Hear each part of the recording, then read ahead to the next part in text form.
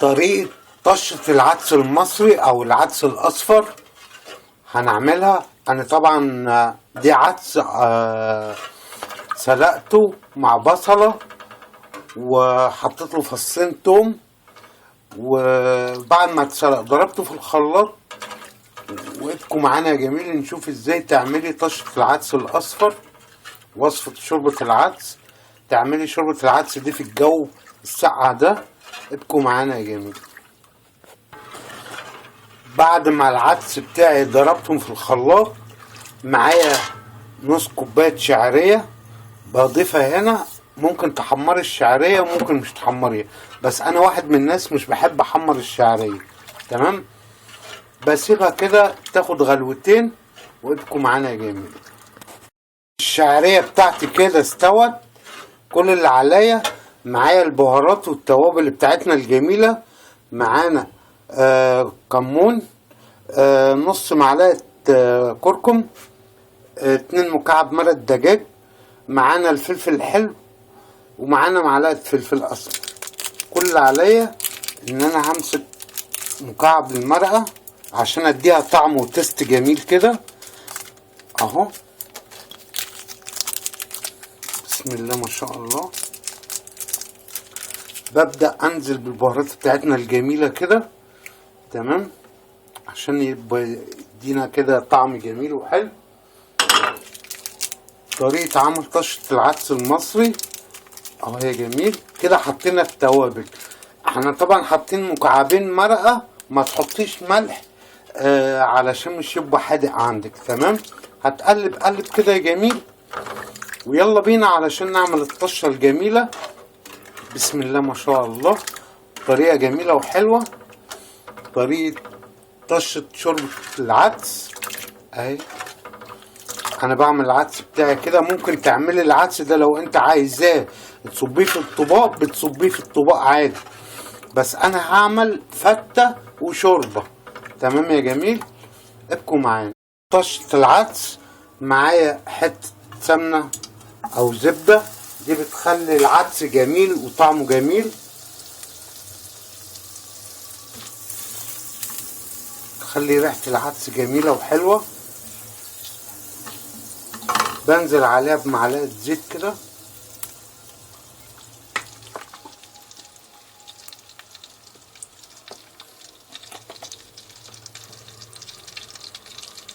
انزل بالبصلة،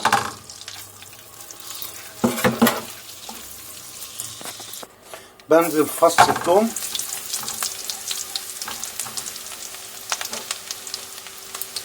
طريقة طشة شوربة العدس. الله، بسم الله ما شاء الله. بنزل بالبصلة،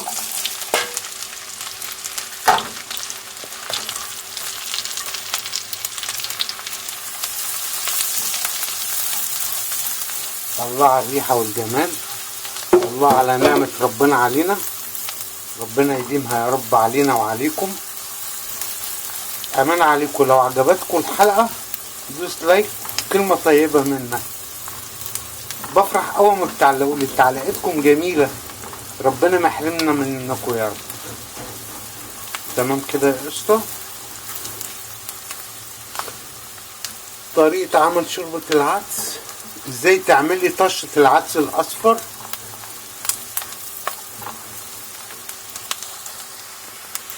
الله الوكيل، ريحتها جميلة. الله على الطشة الجميلة دي، حلوة هي جميل. بجيب العدس بتاعي كده واروح نازل بالطشة. بسم الله ما شاء الله. الله، الله اكبر. بسم الله ما شاء الله اهي.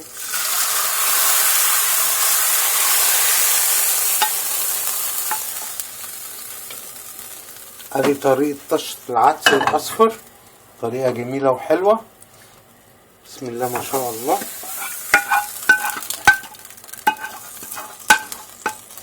تمام كده يا جميل. بتقلبيها تقلبتين كده. الله الوكيل، ريحتها جميلة ما شاء الله. طشة العدس الاصفر ازاي تعملي طشة العدس المصري. تمام كده يا جميل. لو انا عايز اعمل فتة بجيب مكان ما انا عقليت كده. تمام. بجيب عيش بلدي اهو مطقش او متقش، بعمله كده يا قشطه، بنزله هنا. عايزه تدخليه الفرن بس انا جايبه متحمص جاهز. تمام اهو. وبنزل. دي طريقه عمل فتة العدس اهو يا جميل. دي طريقتي انا بحبها كده. تمام. عايزه تصبيها بقى في الطباق مفيش مشكله. تمام. طريقه عمل شوربه العدس وفتة العدس طريقه جميله وحلوه. تمام. طبعا العيش اللي انا جايبه متحمص هيشرب ده كله. كل اللي عليا ان انا اغطي دي حوالي 3 دقايق كده. بسم الله ما شاء الله. شايفين الجمال والحلاوه. طريقة عمل شوربة العدس وفتة العدس. وادي العدس الباقي اهو. شايفين الجمال. بسم الله ما شاء الله. بسم الله ما شاء الله. الريحة جميلة. الله الوكيل يا ابن عمي. طريقة جميلة طريقة شوربة العدس. وانا عامل لكم طريقة عمل ازاي تعملي شوربة العدس وفتة العدس بالرقاق. يعني دي انا عملتها بالعيش البلدي المتحمص. وعمل لكم طريقة من ضمن الحلقات بتاعتي طريقة عمل فتة العدس بالرقاق عندكم من ضمن الحلقات بتاعتي. تمام كده يا قشطة. بسم الله ما شاء الله. طريقة عمل فتة العدس طريقة جميلة وحلوة. بسم الله ما شاء الله. اهي تاكل معاها اللي انت نفسك فيها قشطة. تمام. طريقة عمل فتة العدس في الساعة دي.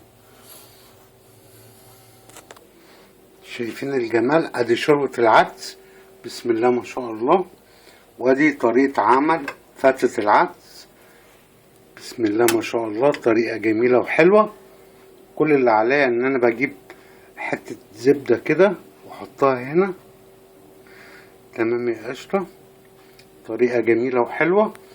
يا رب اكون نالت اعجابكم. العدس انا سلقته مع جزر وبصل وتوم وبعد ما سلقته ضربته في الخلاط. تمام يا قشطة. وحطيت له شعرة كمون وهو بيتسلق ضربته في الخلاط. والطريقة عندكم جميل. طبعا الأكلة الحلوة دي عايزة العيش المفقش أو المطقش. عيش حلو. بسم الله ما شاء الله.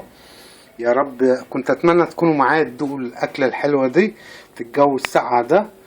يا رب تكون نالت إعجابكم. طريقة عمل فتة العدس وشوربة العدس في رعاية الله وأمنه في حلقة قادمة. مع السلامة.